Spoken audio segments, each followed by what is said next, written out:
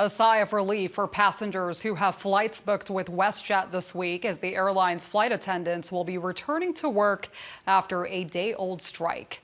Now, this comes as their union and employer reached a tentative deal early Monday morning. While we're still learning the exact details of the agreement, the economic fallout of a prolonged shutdown would have been massive. Joining us now to break down what this means for the airline and affected passengers is Ian Lee, a professor with Carleton University's Sprott School of Business. Thank you so much for joining us today, Professor. My pleasure, Jazan. So firstly, even without knowing the exact details, how big of a relief is this tentative deal for WestJet and its passengers right now? And what is your overall reaction to how quickly this appears to have resolved?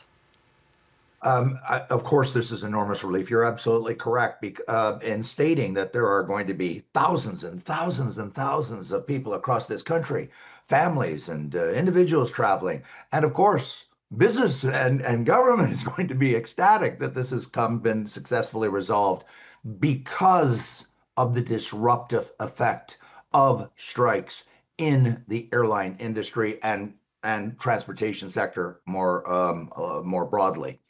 The reason for that is very simple and very quick. We're 8,800 kilometers long. We are the second largest country on the planet Earth after Russia. And we span a quarter of the Northern Hemisphere. That's why six time zones, 5.5 time zones. And as a consequence, automobile and train are not credible over long, medium and long distances. To fly from, Ottawa to Vancouver or Halifax to Vancouver, it's just not credible to go any other way than plane. So this is why I think there's going to be just a massive relief across the entire country. Okay, and even though the strike only lasted a day now, hundreds of flights, as you mentioned, were canceled during this critical long weekend. That kind of anxiety can scare away future customers. And from a business perspective, what do you think WestJet would have to do to win back traveler trust? Well, you're right. I mean, strikes are a disruptive, as we've discussed, and at a more, if I can put it, micro level, I mean, at the level of the firm, that is WestJet in this instance, it hurts the brand. Let's be clear. Not everybody supports the employer. There are lots of people out there who are very sympathetic, and I understand that, are sympathetic to the workers, and in this instance, the flight attendants. And so I've already been monitoring the social media commentary, and there's a lot of criticism of WestJet.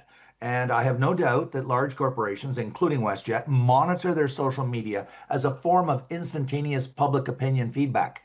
And a lot of the opinion has been very negative towards WestJet. So it was in their corporate strategic interest to resolve this as quickly as possible, to minimize the damage to the brand and driving customers, of course, to the competition.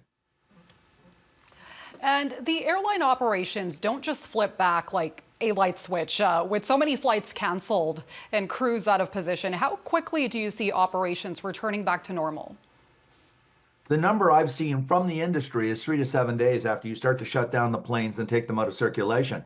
As you said, you're not flipping on a light switch. We are understandably a very regulated society. I'm talking food regulation. I'm talking airplane and airline regulation. Every elevators in a building. I mean, everything is regulated in this country, understandably so. So what that means is when you shut down a production line or you shut down your planes, you don't just say, okay, send them back out there and start flying. You've got to bring them back into service through elaborate protocols established by the airline regulatory body of the government of Canada. And you've got to do all kinds of things, and it takes time. It is not something you do in 10 minutes or in 2 hours.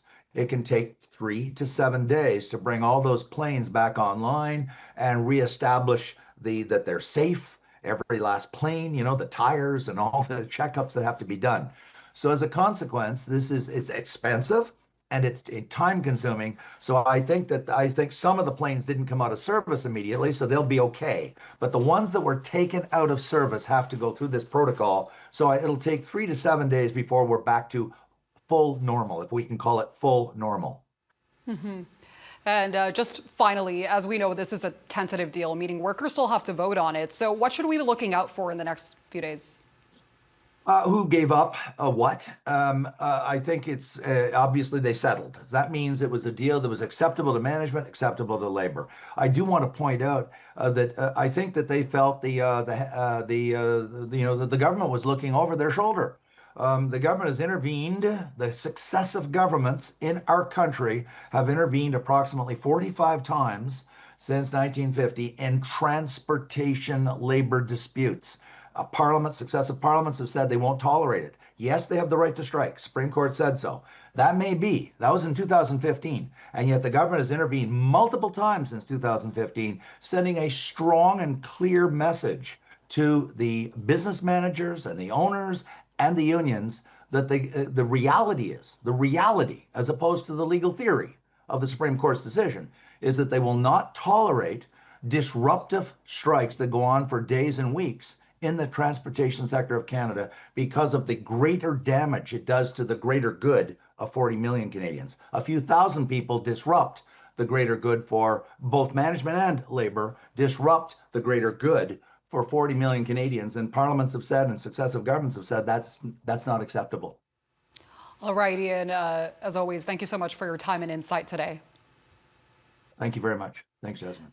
That is Ian Lee, a professor at Carleton University's Sprott School of Business.